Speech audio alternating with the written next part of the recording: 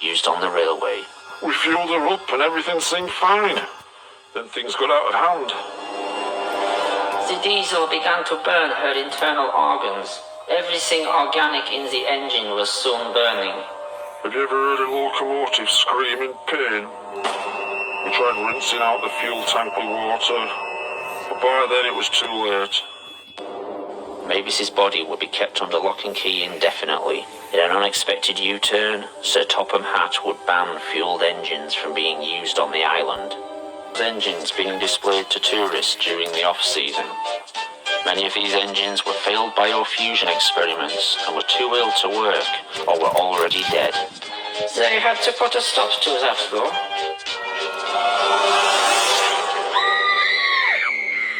With all accidents happening, everyone started asking the same thing.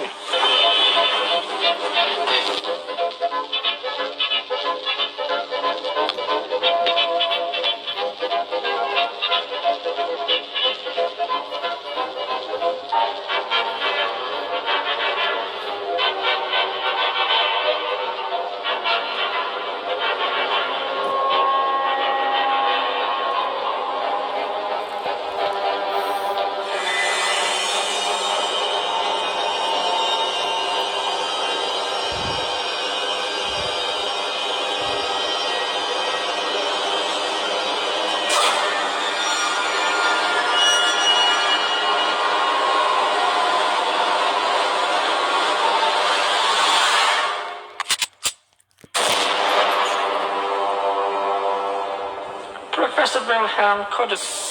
Then that turns to please to douse the fire. But that fat bastard held us back. He wanted to see what would happen. He argued he had put a lot of work into Gordon, and the chances to get him working were too great an opportunity. He was literally cooking from the inside. By the time we were about to act, it was too late.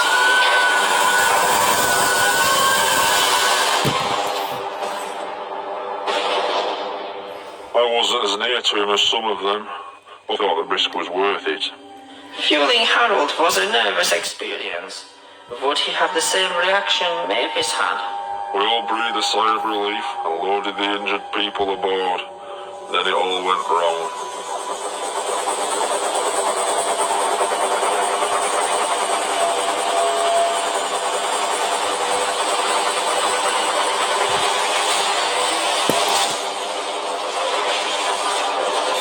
Harold's engine had worked fine, but what no one realized was most of Harold's lower extremities were permanently fused to his propeller system, material, as well as engine parts. You'll feel a different engine and won't need special coal anymore. With those few words, he'd sentence Henry to death. Won't that be nice? Yes, sir, said Henry doubtfully. Everyone knew he wouldn't see him again, and everything was sewn up nice and neat for that fat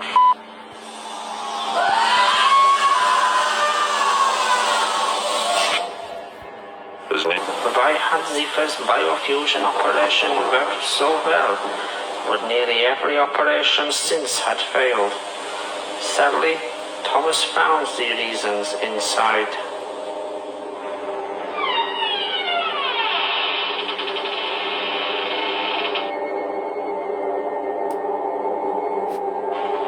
Thomas had never been the first operation.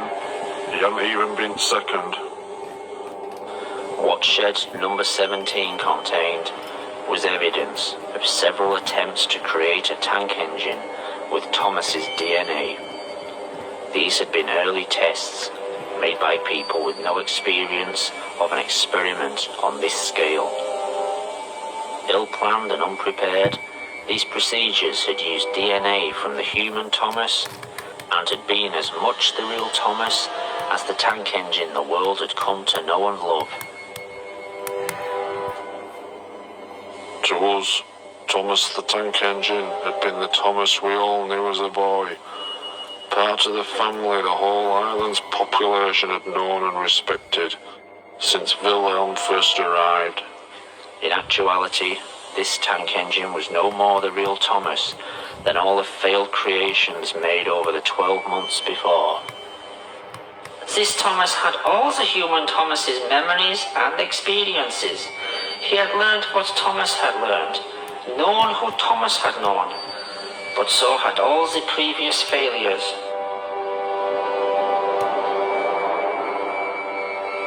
Wilhelm and Hans Goetze had to learn through trial and error how to bring their Thomas back from the dead. The following experiments had not had the same work put into them, resulting in the freak engines and aircraft that had developed so many problems on Sodor Island and around the world.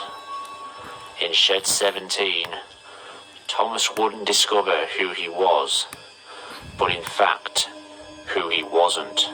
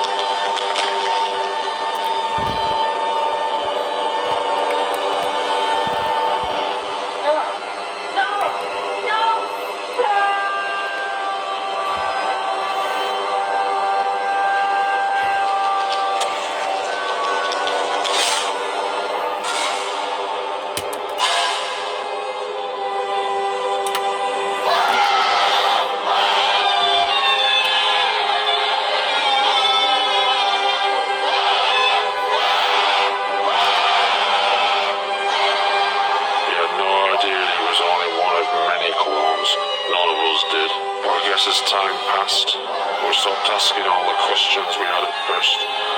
We were just glad our friend was back with us. He could work for us. He became our servant in a way. Someone who drew in the crowds, helped create jobs, was eager to work. Thomas always thought of us as his friends. Sadly, over time we came to think of him as just really useful.